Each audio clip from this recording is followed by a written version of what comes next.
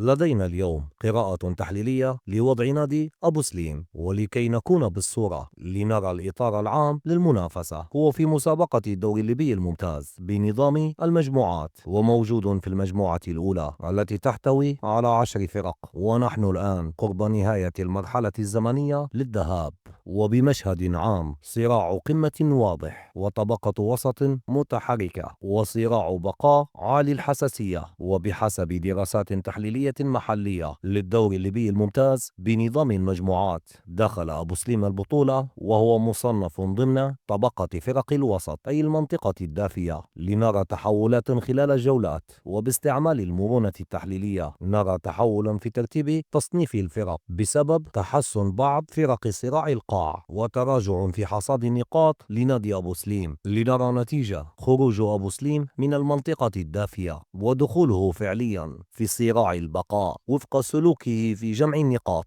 وإدارة المباريات. تحول رقمي سلوكي يجب على إدارة النادي والطاقم الفني دراسته لإصلاح ما يمكن إصلاحه. فالنادي بحصيلة رقمية بعد 8 جولة، فوز وحيد و3 تعادلات و4 خسائر، وقد جمع 6 نقاط بمعدل 0.75 نقطة بالمباراة، مسجلا 7 أهداف بمعدل 0.87 هدف في المباراة، أي إنتاج هجومي محدود، متوسط تسجيل أقل من هدف في المباراة، ما يعني اعتماد على لحظات فردية أكثر من استمرارية هجومية. وقد استقبل 11 هدفا بمعدل 1.37 هدف في المباراة، أي معدل استقبال مرتفع، ما يعني هشاشة دفاعية في الفترات الحاسمة. فالفارق التهديفي سلبي. لنرى اختلالا واضحا بين التسجيل والحماية الدفاعية، ووضعه دفاعيا بين فرق المجموعة يأتي من بين أكثر الفرق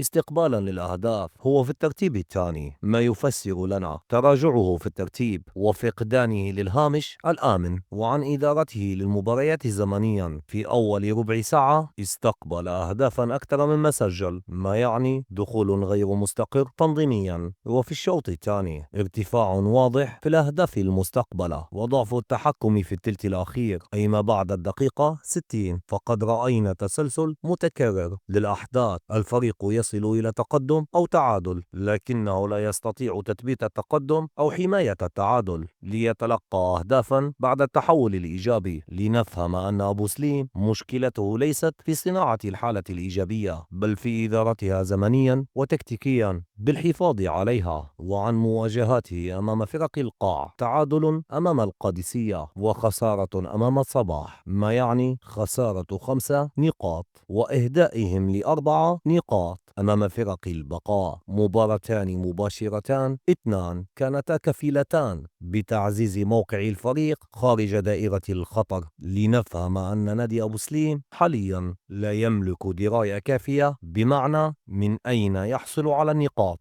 لنراه في سباق الأمان بمعدله الحالي 0.75 نقطة بالمباراة، وما يحتاج إليه للوصول إلى خط الأمان الأول 1.2 نقطة في المباراة، وليصل إلى خط الأمان الثاني 1.4 نقطة في المباراة. هي فجوة ليست كبيرة عدديا، لكنها كبيرة سلوكيا وأدائيا. ومن منظوري الشخصي، أبو سليم ليس فريقا ضعيف الجودة وليس عاجزا هجوميا، لكنه يخسر التحكم في اللحظات الحاسمة ويفتقد لإدارة الزمن، ويتعامل مع النتيجة كحدث لا كحالة يجب حمايتها. لنرى فريقا كان يصنف بين فرق الوسط يدخل إلى صراع القاع بسبب مشاكل إدارة الزمن وحماية التقدم وتثبيت التعادل، ما يعني بكل شفافية ووضوح أسوأ أداء لأطقم فنية في الدوري الليبي الممتاز هذا العام هي تلك التي أدارت مباريات نادي أبو سليم مع انطلاق الدوري، وخصوصا من قاد مباراة الصباح والقادسية.